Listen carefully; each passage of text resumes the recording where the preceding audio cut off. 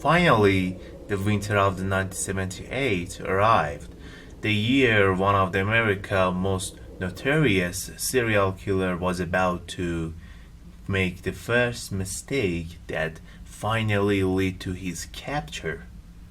I'm a devil hunter, and this is the final episode of the story of John Wayne Gacy, the killer clown.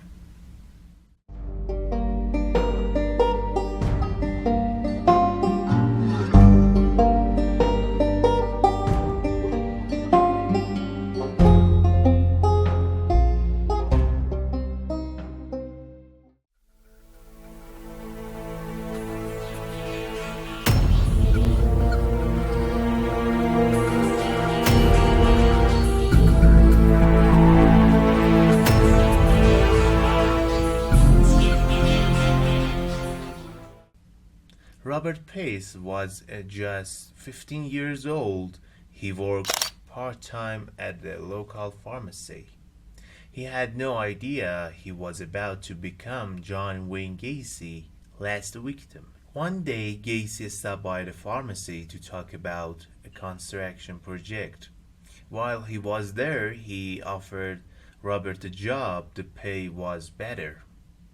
He told him, where your shift is over, I like to talk with you about the job. On the night of that night, Robert told his mother he was heading out of the house for a quick meeting. He said he'd be back right soon, and he never back house again. When Robert didn't return, his family didn't waste any time. They go straight to police and report him missing. As detectives start asking about the Robert missing at the pharmacy, they learned that the last person Robert had talked to is John Wayne Gacy. That was the first mistake, that first crack in the killer clown perfect mask. A mistake that would end up shocking not just America but the whole world. Detective went to the Gacy house. He stayed completely calm and gave them the same story. He admitted they talking about the job, and then he claimed he never see Robert after that.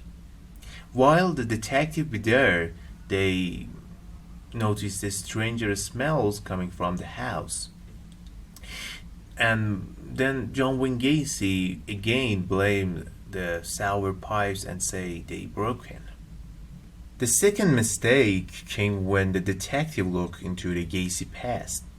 They found several reports involving the sexual abuse of young boys. From this point on, police put his house under the 24 hours surveillance, and they keep a close eye on everything he did.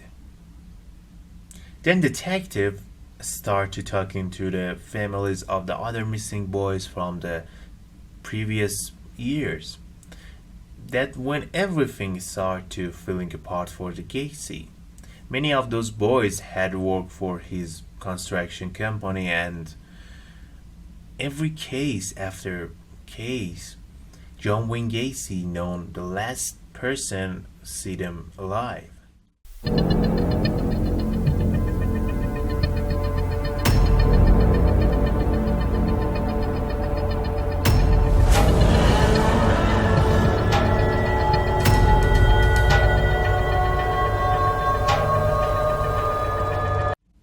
Our killer clown tried to get on the police good side.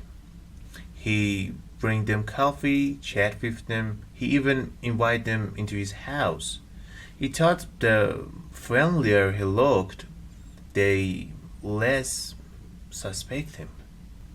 Up until his last few victims, Gacy buried the body under his house, but eventually he ran out of space. So he started dumping the bodies into the nearby rivers, and This is show and this is the first sign that the John Wayne Gacy lose the control and he couldn't cover his track like before. Eventually, detective got a search warrant for the Gacy house. As they searched the place, they found the receipts and the personal belongings that belongs to the missing boys. At the same time, Gacy slipped away from the police surveillance several times. And finally, this puzzle coming together. The pressure finally became too much. On December 20, 1978, Gacy broke. With his lawyer by his side, he finally confessed. It started with the simple word, "I made a mistake." Then he said something that detective never forgot. He said, "I think they are around 29 of them." That same night, detective went back to the Gacy house. They tore up the floor and just a minute later, they found the human remains.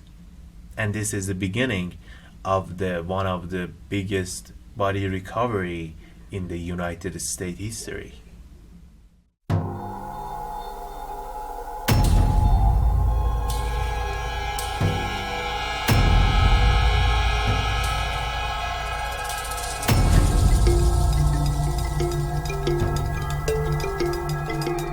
Some of the victim wasn't identified until the decade later. In total, police found 29 bodies under the Gacy house. Remember when I said Gacy dropped some of the victim into the river, and after his confession, police searched there too, and they found 4 more bodies. That brings the number of the victim to 33. Crime scene investigator and the forensic team arrived at the house. Every few feet they found another body. Some were more decomposed than others. That's showing the murder happened over the many years. Gacy trial started in the 1980s, and his lawyer tried to argue that he's mentally ill and shouldn't be found guilty for the first-degree murders. But the prosecutor showed that every murder has planned by the Gacy. Then also they showed how carefully Gacy covered his tract for every murders. And eventually the jury not convinced for that defense. After just a few hours deliberation, jury got the decision. John Wayne Gacy sentenced to the death. Gacy spent 14 years in the death row. Then his final right arrived. For his last meal, he ordered the fried chicken and the shrimp and French fries. After that, in the few hours later, John Wayne Gacy goes to the execution chamber. Around 1 a.m. at the May 10, 1994, John Wayne Gacy was executed by the lethal injection. He was 52 years old when he executed, and with that, the story of one of the biggest serial killer in the American history came to an end. I hope you enjoy this 3-part series on the John Wayne Gacy. If you haven't seen that 2 episode yet, you can go to the channel and see on the John Wayne Gacy playlist. I'm a devil hunter and this is where going to the true crime stories. If you like this content, please subscribe to the channel, and if you have any idea for the next videos and the killer we must cover, please put on into the comment. I read them absolutely. And like always, until next time, adios.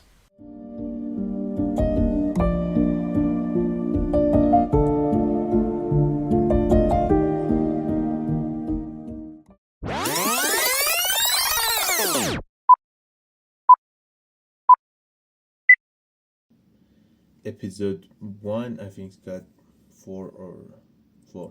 And then he never.